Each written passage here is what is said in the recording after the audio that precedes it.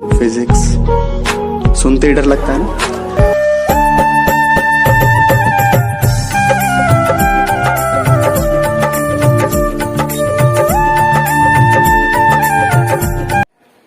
नमस्ते छात्रों, आज हम कक्षा 11 विषय भौतिक विज्ञान में आपका जो रनिंग चैप्टर है मापन तथा विमाय यानी मेजरमेंट एंड डायमेंशन, उसमें कुछ इम्पोर्टेंट्स विमाय आज पढ़ेंगे, जिसमें कुछ खास विमाय भी हैं जो एग्जाम में बहुत बार पूछी जाती हैं।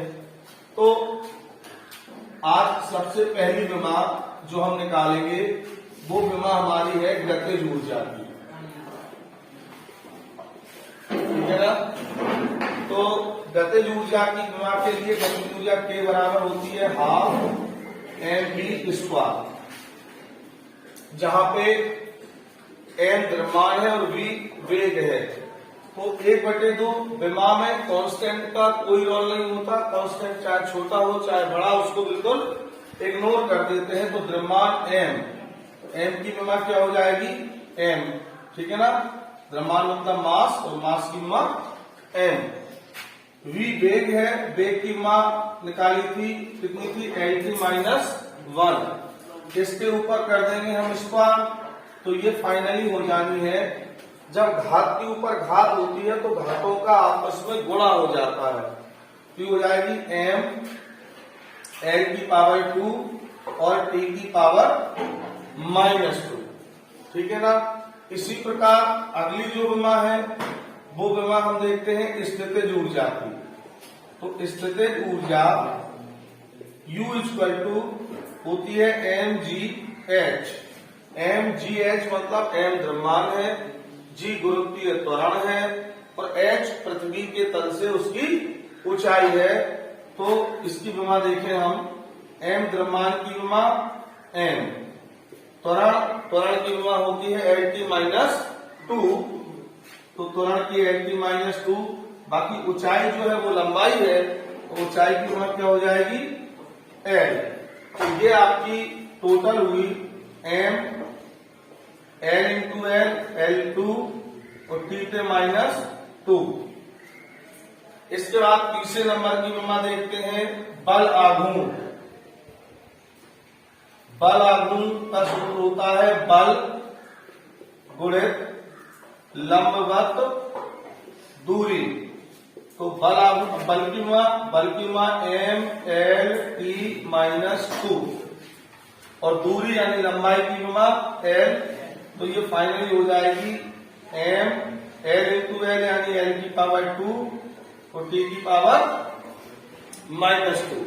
ये इतनी विमा हो गई। अब इसके बाद अगली विमा हम देखते हैं, तो अगली विमा हम देखेंगे नंबर 4 हो जाएगी दाब। दाब बराबर होता है बल बटे क्षेत्रफल। तो इसकी विमा क्या निकलेगी, बल की विमा हो गई mL⁻² बटे क्षेत्रफल की विमा हो गई L⁻²। अब जब ये L⁻² ऊपर जाएगी तो ये L⁻² हो जाएगी, और L यहाँ पे ऑलरेडी है तो ये प्लस का है 1, तो -2 में +1 जब लेस करेंगे तो माइनस का 1 बचेगा।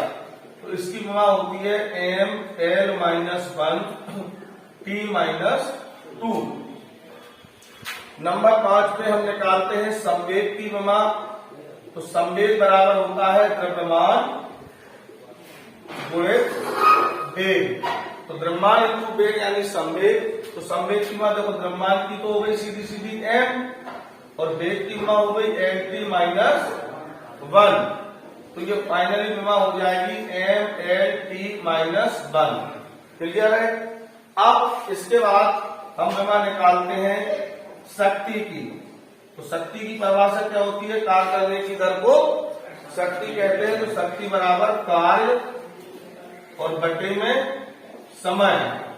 तो कार्य की विमा हमने निकाली थी, वो थी mL2t-2 और बटे समय की विमा t। तो जब ये t ऊपर जाएगी तो ये माइनस की 1 हो जाएगी, वो -2 ऑलरेडी है। तो फाइनली क्या मिलने वाला है mL2 t⁻³ अब इसके बाद जो हम विमा काउंट करेंगे वो विमा हमारी होगी आवर्तकाल की। नंबर आप 7 दे दो या जो पिछला क्रम है उसके आगे आवर्तकाल। आवर्तकाल की विमा कैसे निकालेंगे एक मिनट समझ लो। आवर्तकाल होता क्या है? एक चक्कर पूरा करने में लगे समय को आवर्तकाल कहते हैं, या एक कंपन पूरा करने में लगे समय को आवर्तकाल कहते हैं, एक दोलन पूरा करने में लगे समय को आवर्तकाल कहते हैं। मतलब कोई भी प्रोसेस हो वो रिपीट हो तो उसमें जो टाइम लगता है, हर बात में यही कहा गया ना, लगे समय को, तो मतलब क्या हुआ कि समय को ही आवर्तकाल कहते हैं। मीन्स आवर्तकाल क्या है? आवर्तकाल एक्चुअल में टाइम है।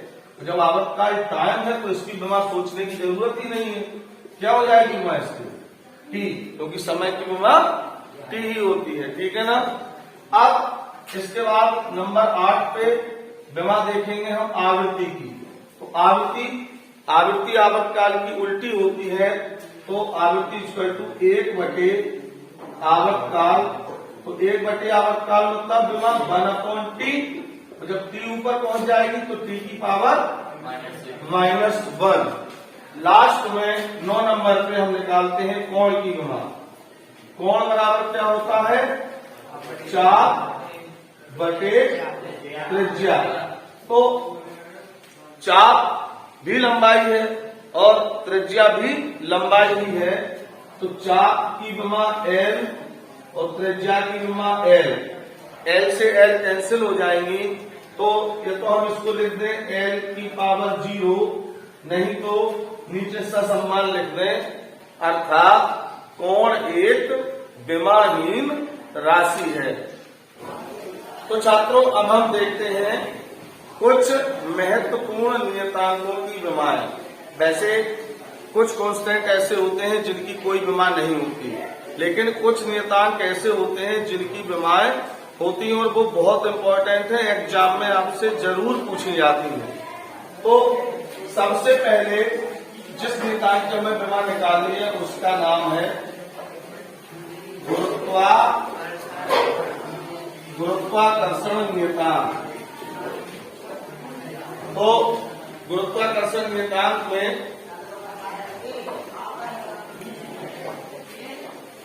फॉर्मूला होता है F = G m1m2/r²। ठीक है ना।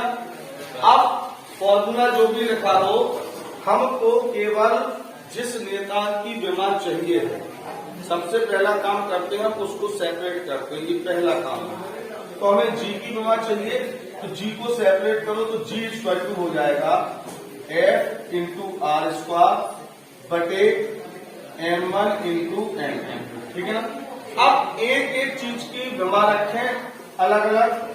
बल की विमा mLT-2। r दूरी है, दूरी की विमा L, वर्ग चढ़ा है तो स्क्वायर हो जाएगा। ठीक है, दो चीज से फ्री। अब आओ नीचे, m1 और m2 दोनों द्रव्यमान है तो इनकी विमा m और m। जब दोनों की विमा m और m हो गई तो अब फिर जब हम एडजस्ट करते हैं तो एडजस्ट करने में एक एक चीज को सेपरेटली एडजस्ट करना, इसमें मिस्टेक होने के चांस फिर बिल्कुल नहीं रहते। तो सबसे पहले देखना है m को केवल। तो एक m से एक m कैंसिल हो गया। ये m जब ऊपर जाएगा तो क्या हो जाएगा? m की पावर -1। m से फ्री हो गए। अब आते हैं l पे। तो l एक ये है तो दो ये हैं, तो कितनी हो गई l की पावर? 3। अब बची क्या? t। तो t की पावर -2। तो ये आपकी गुरुत्वाकर्षण नियतांक की विमा होगा। ठीक है ना। अब दूसरी विमा हम निकालते हैं नंबर 2 श्यानता गुणांक की। श्यानता गुणांक, और श्यानता गुणांक को हम ईटा से प्रदर्शित करते हैं। सिंबल ईटा है। ईटा में कुछ नहीं करना, बस n बनाओ और उसकी एक टांग खींच दो। ईटा कंप्लीट। एक फॉर्मूला दिया था स्टोक्स ने, उनका फॉर्मूला था F = 6πr∗V, जहां F बल है, 6 पाई कांस्टेंट है, आर त्रिज्या है, ईटा श्यानता गुणांक है और वी वेग, इसको हम सीमांत वेग कहते हैं। ठीक है ना। तो क्या होगी वैल्यू, क्योंकि हमें ईटा की गणना चाहिए तो सेपरेट करो इसको। तो eta equal to F upon 6 pi R into V. अब एक एक करके घुमाए रखो तो बल की विमा एम एल टी माइनस 2 बटे 6 पाई, फिक्स कांस्टेंट है, इसकी कोई विमा नहीं होती तो इससे तो नमस्ते कर लो। अब बची आर त्रिज्या, तो त्रिज्या की विमा एल, फिर वेग वी, तो वेग की विमा एल टी माइनस 1। अब एक एक करके इनको फिर एडजस्ट करते हैं। तो एम केवल एक है ना, तो ओनली एम। अब एल देखो, एक एल से एक एल तो कैंसिल हो गई, ये एल जब ऊपर जाएगी तो एल की पावर -1। अब टी को एडजस्ट करेंगे तो टी की -1 जो है वो जब ऊपर जाएगी तो टी की +1 हो जाएगी, और +1 माइनस के 2 में से जब लेस करेंगे तो -1 बचेगी, तो टी की पावर -1। ये आपकी श्यानता गुणांक की विमा हो गई। ठीक है ना। अच्छा, एक और हम विमा निकाले देते हैं, नंबर 3 गैस नियतांक। गैस नियतांक को कैपिटल आर से डिनोट करते हैं। ठीक है ना। तो इसके लिए एक फॉर्मूला है, आप लिखें गैस की ऊर्जा। तो गैस की ऊर्जा जो होती है वो E इक्वल टू 3/2। ठीक है ना। और बाकी हमारा नाम 3/2 RT, जहां E ऊर्जा है, 3/2 कांस्टेंट है, R गैस नियतांक है जिसकी विमा निकालनी है, और T यहाँ पे टाइम नहीं है, T यहाँ पे परम ताप है। तो हम जब विमा निकालेंगे R की तो पहला प्रोसेस वही, इसको सेपरेट करो। तो R is equal to E। जब ये 3/2 उस तरफ ले जाओगे तो करेक्ट हो जाएंगे 2/3, और ये जो टी यहाँ गुणा में है वो यहाँ काय में आ जाएगा, भाग में आ जाएगा। ठीक है ना।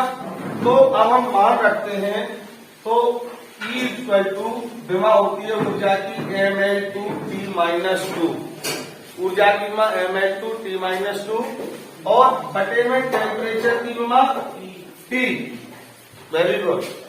टेम्परेचर की विमा T नहीं होती, थीटा होती है। ठीक है ना। तो mL2T-2 बटे में थीटा, तो जब इसको हम सेपरेट करेंगे तो mL2T-2 थीटा -1। ठीक है ना। तो ये इम्पोर्टेंट तुम्हारा है कुछ, बाकी आप प्रैक्टिस करें। आज के लिए इतना ही। Thank you.